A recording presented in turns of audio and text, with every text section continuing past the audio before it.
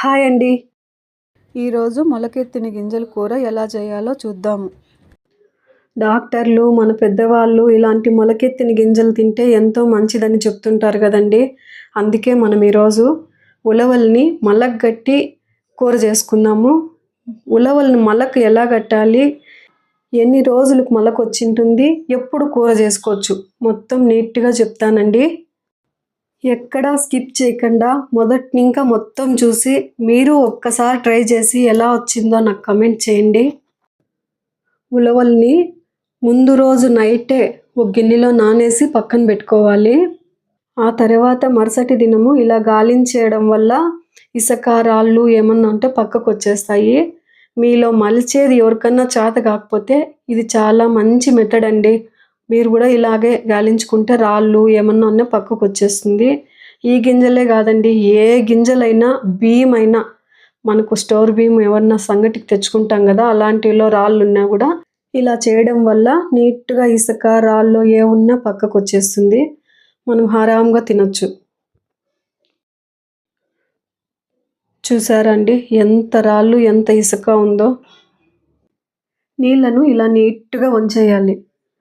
ఇలాంటి ఒట్టిగుడ్డ ఒకటి తీసుకొని గట్టిగా మూట కట్టి గాలి పోకుండా ఏదన్నా గిన్నెలో పెట్టి ప్లేట్ మూసి పెట్టేయాలి.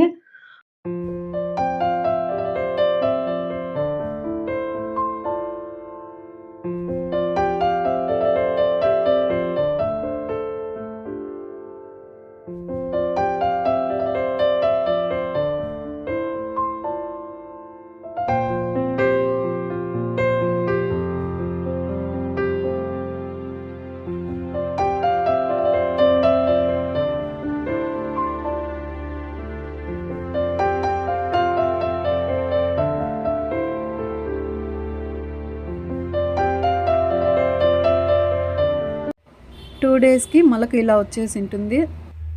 తర్వాత కావలసినవి వంకాయలు, కొబ్బరిరొప్పులు, కొత్తిమీర, ధనియాల పొడి, మిరప్పొడి, పసుపు పొడి, కొద్దిగా మసాలా నూరుకునే సపరేట్గా కొబ్బరి, ఎర్రగడ్డ సన్నగా తరిగి పెట్టుకోండి ముందే, అల్లము, తెల్లగడ్డ, లవంగాలు, చెక్క, టమాటాలు ఒక 3 టమాటాలు సన్నగా తరిగి పెట్టుకోవాలి.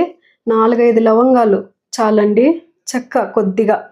ఇప్పుడు కొబ్బరి, అల్లము, తెల్లగడ్డ, చెక్క, లవంగము మిక్సీకి వేసుకొని తర్వాత టమాటా, కొత్తిమీర కూడా వేసి మెత్తని పేస్ట్ చేసి పక్కన పెట్టుకోవాలి.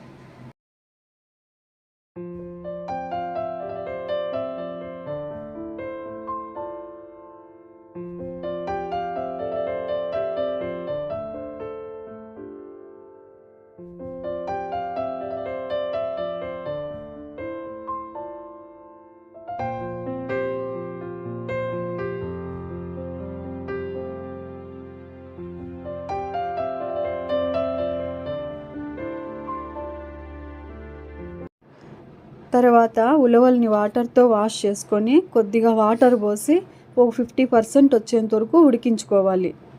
అవి ఉడుకుతూ ఉండగా ఇంకొక పక్క పాత్ర పెట్టి ఆయిల్ వేసి సాసులు బాగా చిట్లాక ఎర్రగడ్డ, కరివేపాకు వేసి బాగా మెత్తబడేంత వరకు వేయించుకోవాలి.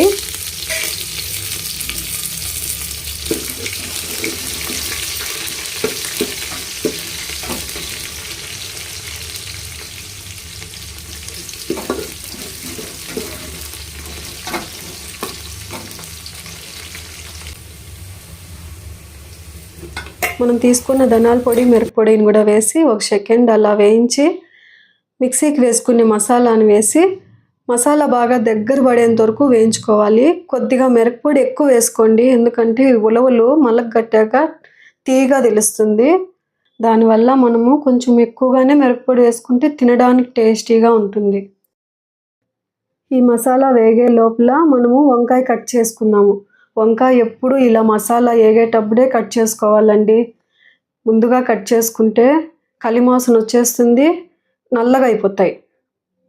నేను ఇంతకు ముందు వీడియోలో చెప్పినట్టు నాకు ఈ మొనలు అంటే చాలా ఇష్టం అండి, అందుకే ఇలా పెట్టేస్తున్నా. మీకు నచ్చకపోతే కట్ చేసేయండి. ఇప్పుడు వంకాయ వేసి కాసేపు అలా వేయించుకుందాము. కొబ్బరిరొప్పులు, తగినంత ఉప్పు వేసి కాసేపు అలా ఉంచాక ఉలవలు కూడా వేసి తగినన్ని నీళ్లు పోసి ఒక 20 మినిట్స్ బాగా ఉడకనివ్వాలి.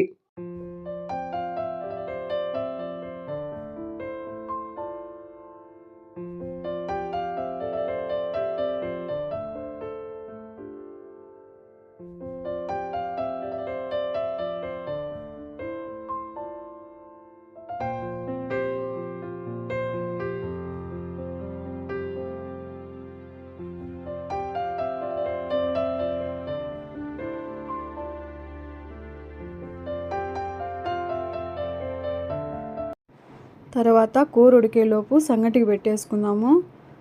1 గ్లాసు బియ్యానికి 3.5 గ్లాసు నీళ్లు పోసి కొద్దిగా ఉప్పు వేసి సంగటికి ఎలుక్కోవాలి.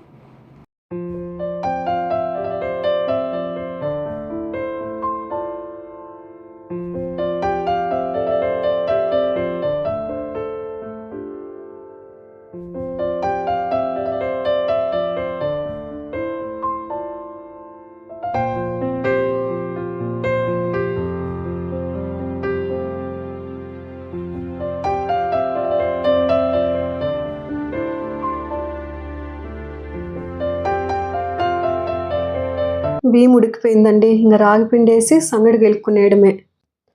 రాగిపిండి వేసాక కాసేపు ప్లేట్ మూసిపెట్టి బాగా ఉమ్మటీలు వేయాలి. దీనివల్ల మనకు సంగటి తిన్నప్పుడు కడుపు నొప్పి రాకుండా ఉంటుంది. నేను చెప్పే ఈ చిన్న చిన్న చిట్కాలు చాలామందికి తెలిసే ఉంటుందండి. తెలియని వాళ్ళ కోసం మాత్రమే. ఈ మధ్య బ్యాచిలర్స్ అంతా వాళ్ళ రూముల్లో వాళ్ళే కొంతమంది వండుకుంటున్నారు కదండి. అట్లా వాళ్ళకు ఇట్లా చిన్న చిన్న చిట్కాలు అర్థమవుతాయని చెప్తున్నా.